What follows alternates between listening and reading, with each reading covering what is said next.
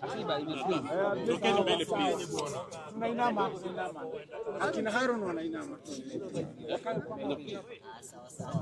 Songeni kando kidogo. Songeni kando kidogo. Kamera ni mingi. Songeni kando kidogo.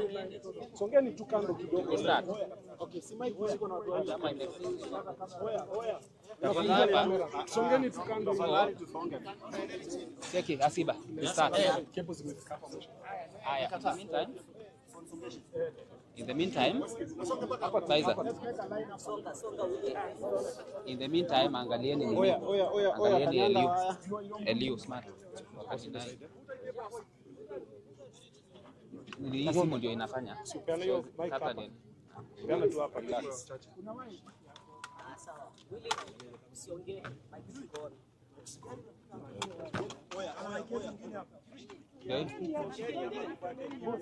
Cheki, ya hand over hizo mics alafu Ulizo hapo nyuma, usonge kidogo. Hebu songa nyuma. Songa nyuma so that everybody can see. Sana request. Niko kwa interview ya waziri Kimeli, tafadhali. Tuko kwa interview na waziri, tafadhali.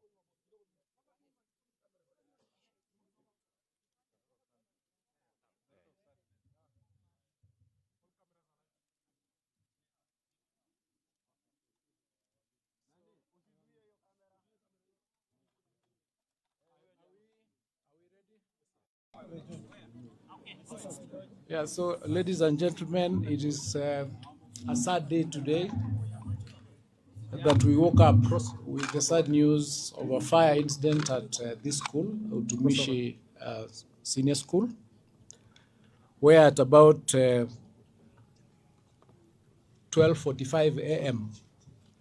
a fire broke out in one of the dorms on the second floor of that particular dorm. And the dorm is completely destroyed, together with a lot of injuries to our learners.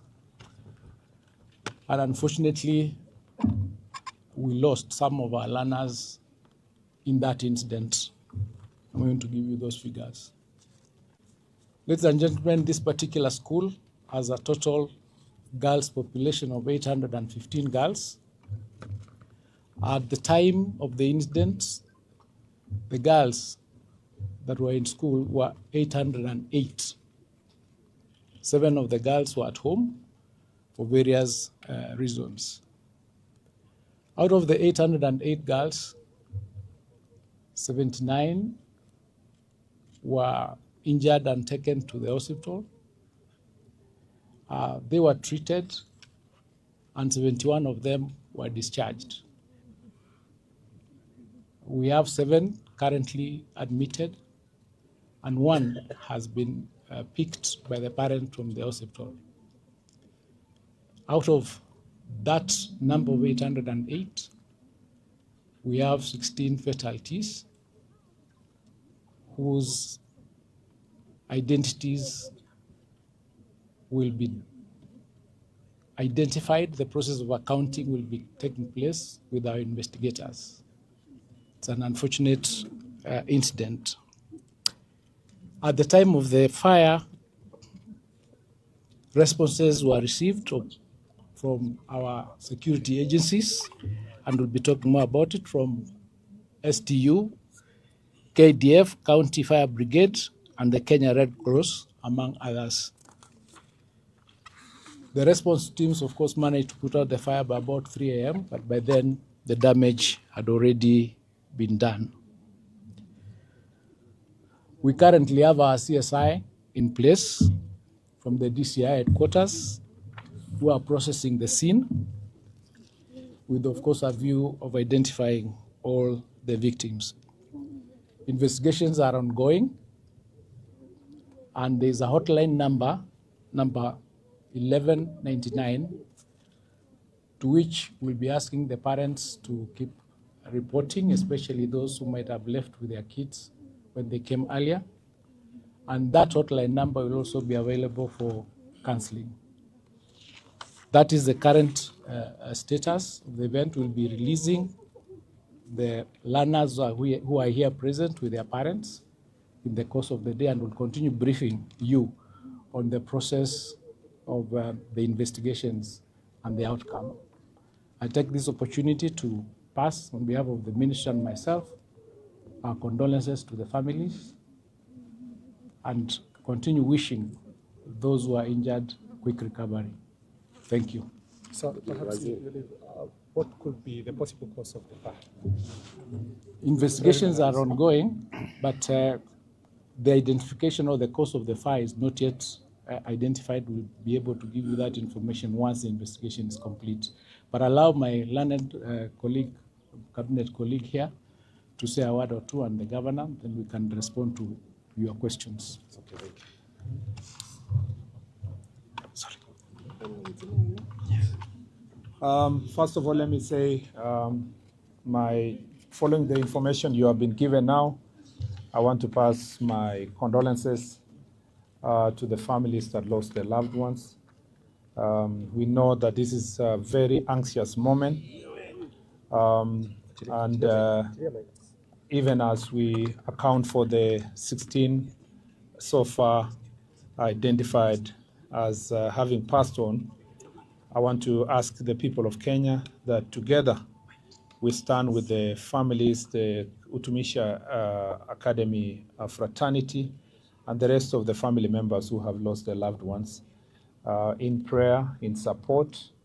I ask everyone to be patient. We avoid speculation as to the cause of this tragedy. I also want to thank the multi-agency team of disaster response, starting from our county security team led by the county commissioner, the KDF team, the various formed up units, including us too, that came in very fast. As you very well know, most of the students who come to this school are children of our officers who serve in the National Police Service. And so as a ministry and as a family, we stand with everybody. Even as we release the parents whose children are still in school, which is the larger number, and who actually may not have been injured directly, we know that they will need a lot of support, psychosocial support. And the hotline number has been given, which is 1199, for basically for people to call for help. And we are working together with the Red Cross, as you know. They are part of the National Disaster Response Team, so that even when parents, when their children have already gone home, we will make sure that even at home, they will receive counseling services and psychosocial support wherever they may be. I just want to say that as a country, this is a serious tragedy. The investigations are going to be thorough. The Director of Criminal Investigation is here. The crime scene investigators are already here. The officers from government chemists are also here. And all processes will be done, including DNA tests, to ensure that these processes are done successfully. And I just want to say that Poleni sana, on behalf of myself, my colleague, our government, we want to say Poleni sana, and we'll continue standing with you. Was there any interventions? As we are here,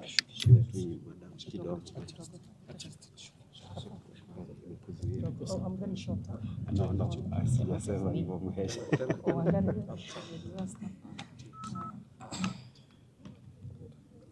Good morning to all.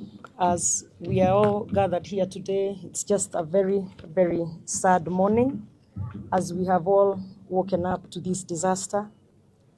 And as you have heard from the two cabinet secretaries of Education and of Interior, we are all working together, both the county government as well as the national government, so that we can make sure that we stand in the gap for these parents. It's really a huge disaster that this morning. And what I can see, or what is happening right now, is also the pairing of the parents with the students who are here, so that at least from that point, we are able to then move to the next level. And as the cabinet secretary has said, there is also counseling that's happening or that's available here. as we continue praying for those in the hospital so that they can heal and providing care and services for them, but also as we continue now to the more difficult part, which is figuring out the ones who have lost their lives, as well as informing the families once we get to that point. So as we stand here, we stand in solidarity with the parents, with the school, with the wonderful people of Kenya, the families and the friends and everybody. And as a government together, we are working to make sure that everything that needs to be done is done. And as you have heard, we also have the Director of Criminal Investigations and his team, because it's also important to get to the bottom of what caused the fire so that we can make sure that it does not happen in the future anywhere else. So asanteni sana, and we continue working on it. Karibu Mheshimiwa Wangari.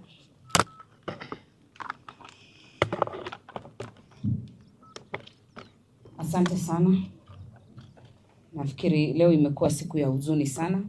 Tuliweza kuamkia mkasa wa moto takriban saa 7 ya usiku. Na kama ilivyoelezewa na mawaziri na gavana, tumekuja hapa kwanza kusimama na familia, hasa zile ambazo zimeweza kuathirika.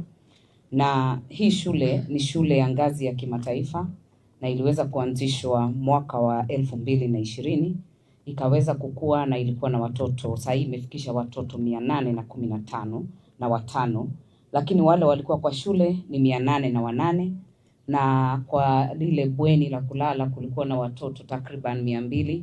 Na katika hafla hiyo ya moto, ingawa wazima moto walijaribu kufika, tunashukuru sana wale waliofika wa kwanza. Anti-stock theft walikuwa hapa, tulikuwa na NYS walikuwa hapa, tulikuwa na zimamoto ya county iliyotoka kule Naivasha ilifika hapa, na waliweza kujaribu kabisa kuzima moto. Lakini kwa bahati mbaya na kwa huzuni sana, tukaweza kupoteza watoto wetu, watoto takriban watoto 16. Watoto 7 wako hospitalini, lakini wale wengi zaidi ya watoto 700 wanaweza kushikanishwa na wazazi wao waweze kuondoka, ndio tuweze kupatia hata nafasi wale teams ambao wanafanya uchunguzi, wale ambao wamekuja hapa kuchukua chembe sababu ya kufanya DNA, sababu unajua kwa mikasa ya moto inakuwa iko na shida ya kuweza kutambua hata ni nani ambaye ameweza kutuacha. Kwa hivyo tutakuwa tukifanya hivyo, na tukifanya hivyo tutaomba hata wale ambao ni wananchi wa Gilgil, tutakuwa tukipunguza wingi wa watu kwa shule, ndio tuhakikishe kwamba tumepunguza umati ambao uko hapa.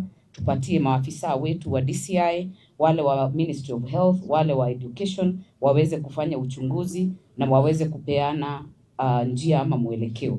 Lakini la muhimu sana, ni huzuni sana sababu nafikiri hili si jambo ambalo limetokea mara ya kwanza. Tulipoenda Russia juzi, tumekuwa na mtoto Faiz hapa Gilgil Hills, tumepeleka mpaka kwenye bunge. Na nafikiri sasa mahali tutatoka ni tukufanya uchunguzi. Ukishafanywa, sisi kama viongozi lazima tuwajibike kuhakikisha kwamba imetekelezwa kwa mashule yetu. Tusikue tunakuja wakati mkasa umeshatokea, tukue tunakuwa proactive. Ile inspection ya shule inafanyika, ndio tunajua mambo gani. Lakini kwa sasa hatutaki tuseme mengi, tunasema tu pole makiwa kwa jamii na familia za wale watoto wetu wameweza kutuacha, na sisi tuko hapa. Red Cross wako hapa na tunawashukuru, walikuwa wa kwanza kufika pia, na wako na nambari ya simu ambayo haina malipo 1199. Unaweza ukapiga na ukaweza kupata usaidizi, sio tu wa kujua mtoto wako vipi, hata kupewa counseling ama kupewa mawaidha ya kuweza kukubali.